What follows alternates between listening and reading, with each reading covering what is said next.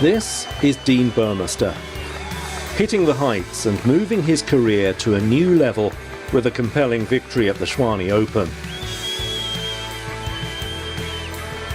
Oh, it's massive. I can't describe what the Tshwane Open means, because not only does it give me full status on the European Tour, but it's been a dream of mine to win a European Tour event since I played in my first one about 6 years ago. So for that to eventually come true and all that hard work to pay off, the emotions were running really, really high that Sunday, and I'm just looking forward to a good season and trying to compete with the best in the world.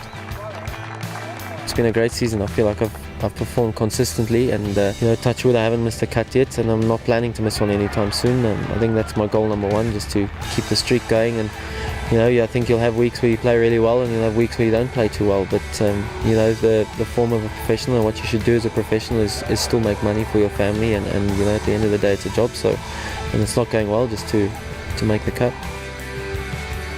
This is where Dean laid the foundations. Grey College, Bloemfontein, an impressive school with a host of notable alumni, and now he's one of them. Oh, it's massively important. I wouldn't be able to describe it to anybody that hasn't been there. Just the camaraderie between teachers, students, parents, old greys, everybody getting behind the school all the time, and it was a massive role and a time in my life that I'll never forget. What people gave me and the opportunities they gave me in life at that school and outside that in sport were just huge, and I'll always go back and I'll always respect that institution. Both school itself and the schooling he got at home from sporting parents have made him who he is today. My dad was an international cricket player, and my mom was a scratch golfer for most of her life. So I grew up watching competitive sport in both of them and competing all over the world. My dad played the 1992 Cricket World Cup. I was only 3 years old then, but I've watched him take the first test wicket for Zimbabwe ever, and I've watched him play test cricket against some of the greatest, Sachin Tendulkar, Shane Warne, Alan Donald, and then I've watched my mom play against a girl from here, Lumine Lausberg, and beat her in a final and an All Africa Championship. So just watching that probably just grew my drive and made me want to become a competitive sportsman. It sounds like he's had a great leg up, but he's had to put in the hours to get the rewards. The first win at the Polokwane Classic in 2013. Yeah, my first win, my grandfather and my dad drove through from my grandfather's first chemo when he had cancer, straight through from Joburg for the final round, and I was 4 behind going into the final round, and they just said they had this feeling when they were on their way back to Botswana, and should they turn left to go to Botswana or should they turn right to come up to Polokwane? So they turned right and ended up winning by 4 shots. It was probably one of the best rounds I think I've ever played in my life. He next won the Sun City Challenge, but victory number 3 at the Zimbabwe Open proved even bigger.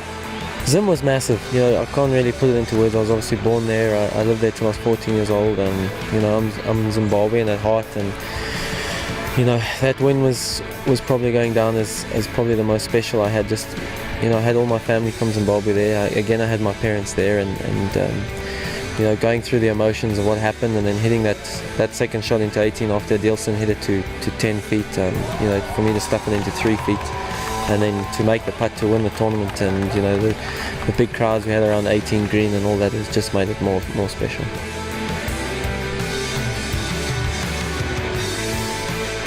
All told, Dean can now reflect on 7 tournament wins, each a milestone in his career. Every single one's got a place. I can't rank them one for the other.